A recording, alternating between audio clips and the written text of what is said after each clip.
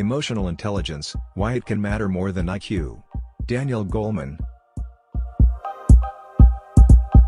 We have gone too far in emphasizing the value and import of the purely rational of what IQ measures in human life. Intelligence can come to nothing when the emotions hold sway. There are widespread exceptions to the rule that IQ predicts success, many, or more, exceptions than cases that fit the rule. At best, IQ contributes about 20% to the factors that determine life success, which leaves 80% to other forces. Academic intelligence offers virtually no preparation for the turmoil or opportunity life's vicissitudes bring.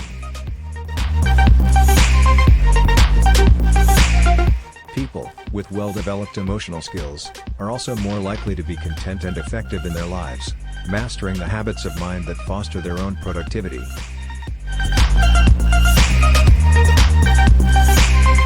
People who cannot marshal some control over their emotional life fight inner battles that sabotage their ability for focused work and clear thought. Interpersonal intelligence is the ability to understand other people, what motivates them, how they work, how to work cooperatively with them.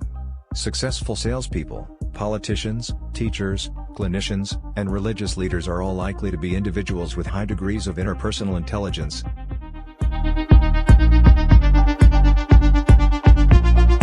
Knowing one's emotions. Self-awareness, recognizing a feeling as it happens, is the keystone of emotional intelligence.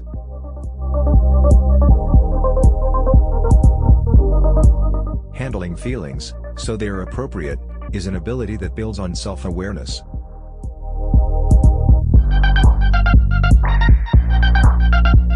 Marshaling emotions in the service of a goal is essential for paying attention, for self-motivation and mastery, and for creativity. Emotional self-control, delaying gratification and stifling impulsiveness, underlies accomplishment of every sort. And being able to get into the flow state enables outstanding performance of all kinds.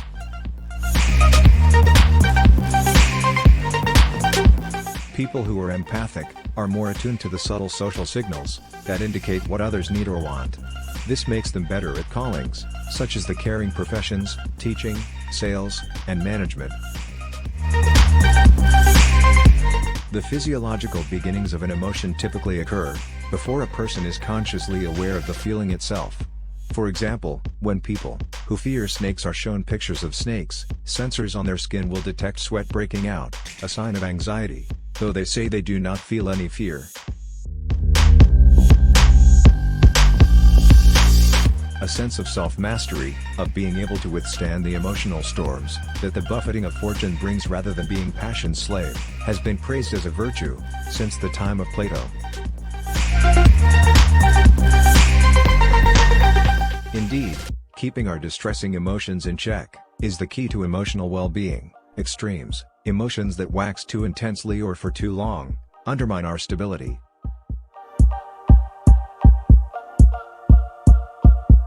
It is not that people need to avoid unpleasant feelings to feel content, but rather that stormy feelings not go unchecked, displacing all pleasant moods.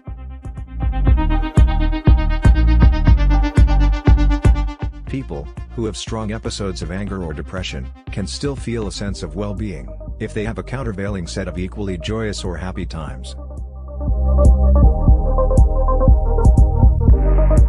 Managing our emotions is something of a full-time job. Much of what we do, especially in our free time, is an attempt to manage mood. Design of the brain means that we very often have little or no control over when we are swept by emotion, nor over what emotion it will be.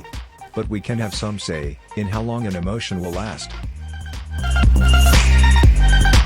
To the degree that our emotions get in the way of, or enhance our ability to think and plan, to pursue training for a distant goal, to solve problems and the like, they define the limits of our capacity to use our innate mental abilities, and so determine how we do in life. There is perhaps no psychological skill more fundamental than resisting impulse. It is the root of all emotional self-control. Since all emotions, by their very nature, lead to one or another impulse to act. The root meaning of the word emotion, remember, is to move. Anxiety undermines the intellect. The mental resources, expended on one cognitive task, the worrying, simply detract from the resources available for processing other information. From the standpoint of emotional intelligence, optimism is an attitude that buffers people against falling into apathy, hopelessness, or depression in the face of tough going.